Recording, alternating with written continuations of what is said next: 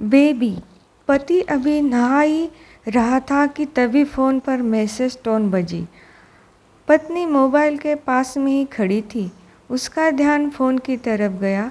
उसने सहज ही फ़ोन उठाकर मैसेज पढ़ा। हाय, गुड मॉर्निंग डियर। किसी बेबी का मैसेज था। पत्नी सोच में पड़ जाती है कि अब यह बेबी कौन है। तब तक पति भी नहाकर बाहर आ चुका है। पत्नी उसे किसी बेबी का मैसेज आया है बताती है। पति मुस्कुराकर देता है और फ़ोन उठाकर उस मैसेज का रिप्लाई करता है। Hi baby, how are you, और अपने काम में लग जाता है। इस रिप्लाई को भी पढ़ती है। अब हर पल पत्नी के दिमाग में यही विचार घूमता रहता है कि यह बेबी है कौन। शाम को पति घर आता है। पत्नी उसे पूछती है, यह बेबी कौन है। पति जवाब में सिर्फ मुस्कुरा देता है और फिर से अपने काम में लग जाता है। 2-3 दिन बीत जाते हैं। उन विचारों ने अभी तक पत्नी का पीछा नहीं छोड़ा था। और फिर से पति के मोबाइल पर फिर एक बार बेबी का मैसेज आता है। आज तो मिलोगी कि नहीं, तुम्हारी बहुत याद आ रही है। इस मैसेज ने आग में घी का काम किया। पत्नी का शक और भी ज़्यादा पक्का हो गया। बीच बीच में ऐसे मैसेजेस का आदान प्रदान होता रहता और पत्नी के मन में शक की जड़ें और गहरी होती गई। पति पूछने पर भी जवाब में सिर्फ मुस्कुराहट के और कुछ नहीं कहता। ये शक गुस्सा बनकर तब ज्वालामुखी की तरह फट पड़ता है जब एक दिन उसे अपने पति की जेब में सिनेमा की 2 टिकटें मिलती है। पत्नी अपने पति से बहुत झगड़ती है। पति उसे समझाने की कोशिश करता है लेकिन वो कोई भी बात सुनने को तैयार नहीं है। पति को भी उस पर गुस्सा आ जाता है और यह झगड़ा और भी ज़्यादा बढ़ जाता है। गुस्से में पति घर से बाहर निकल जाता है। पत्नी का गुस्सा पति से कई गुना ज़्यादा है। तुरंत वो अपना सारा सामान पैक करती है। एक चिट्ठी लिखती है कि मैं मायके जा रही हूँ हमेशा के लिए, और पति का घर छोड़कर चली जाती है। गुस्सा शांत होने पर जब पति घर आता है तो चिट्ठी पढ़कर उसके होश उड़ जाते हैं। 10 दिन बीत जाते हैं और गांव के उस घर पर डोरबेल बजती है जहां पत्नी रहने चली गई है। पत्नी दरवाज़ा खोलती है। दरवाजे पर 10 साल की एक छोटी सी बच्ची हाथों में चिट्ठी लिए खड़ी है। वो पत्नी को वह चिट्ठी देती है।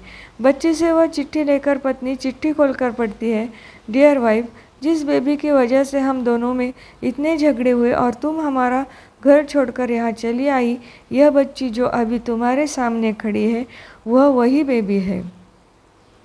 अनाथ आश्रम की एक प्यारी बच्ची, इसी के साथ मैं बातें करता था, सिनेमा जाता था। पहली बार जब तुमने बेबी के बारे में पूछा था तो मैं जानबूझकर तुम्हें नहीं बताया था।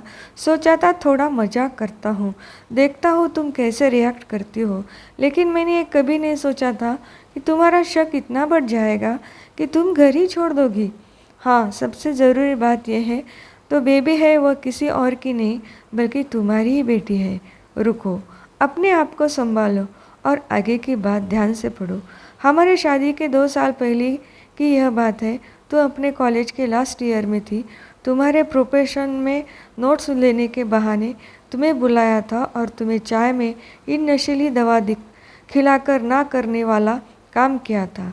इसमें तुम्हारी कोई गलती नहीं थी, लेकिन कुदरत ने अपना काम किया और तुम्हारे पेट में इस बेबी को डाल दिया।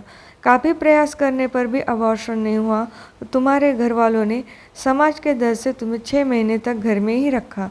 तुम्हारे पिताजी खुद एक डॉक्टर है, इसलिए यह बिन मांगा बच्चा बड़ी आसानी से बिना किसी को कोनो कान से खबर हुए इस दुनिया में आया। भविष्य में तुम्हारी शादीशुदा ज़िंदगी में कोई प्रॉब्लम ना हो, इसलिए तुम्हारे पिता ने इस बच्चे को गांव के एक अनाथ आश्रम में छोड़ दिया। यह बच्चा मतलब यह बेबी जो अभी तुम्हारे सामने खड़ी है। अगर अभी भी विश्वास नहीं हो रहा है तो इस बच्ची के गाल का वो तिल देखो, लो, जो शायद तुमने उसे आखिरी बार रोते हुए देखा होगा, या फिर अपने पिताजी से पूछ लो। पत्नी जल्दी से उस बच्ची को पास में लेकर उसके गालों का तिल देखती है। उसका मन भर जाता है, उसकी आँखों में आंसू आ जाते हैं। लेकिन अभी भी चिट्ठी बाकी है, इसलिए मुझे पता है अभी भी तुम्हारे मन में यह सवाल उठ रहा होगा कि यह सब मुझे कैसे पता। तुम्हें बता दूं कि ये सब तुम्हारे खुद के पिता ने ही अपने मन में उठ रहे पश्चाताप को शांत करने के लिए शादी के महीने पहले मुझसे मिलकर सारी बात मुझे बताई थी। उन्होंने यह भी कहा था कि अगर मैं चाहूँ तो शादी से इनकार कर सकता हूँ। मैंने तो स्वीकार किया क्योंकि इस बुरी घटना में तुम्हारी कोई भी गलती नहीं थी और हमारी शादी हो गई। तुमने मुझे बहुत प्यार दिया, लेकिन तुम्हारे पिता से बेबी के बारे में जानने के बाद मैं उसे मिलने बिना नहीं रह पाया। मैं बीच बीच में उसे मिलता था। उससे मिलना, उसके साथ समय बिताना मुझे अच्छा लगता था। कितनी प्यारी बच्ची बिना किसी गलती के क्यों सजा भुगते। बस इसलिए मैं उसे थोड़ी सी खुशी देने की कोशिश करता था। बस मुझे इतना ही कहना था। अब अगर तुम फिर से अपने घर आकर मेरे साथ रहना चाहो तब और सिर्फ तभी गैलरी में आ जाओ। तुम्हारा और सिर्फ तुम्हारा डियर पति। बिना एक क्षण की देरी के पत्नी दौड़कर गैलरी में पहुंची और रास्ते पर उसका पति खड़ा था। उसके चेहरे पर मुस्कान की थी और पत्नी की आंखों में आंसुओं के पूर। तो ये थी आज की कहानी। दोस्तों, आपको कैसी लगी मुझे कमेंट में बता दीजिए। अच्छी लगे तो लाइक कर दीजिए, शेयर कर दीजिए और चैनल को सब्सक्राइब कर दीजिए, क्योंकि मैं आपके लिए लेके आऊँगी ऐसी नई नई सुंदर सुंदर कहानियाँ। Thank you.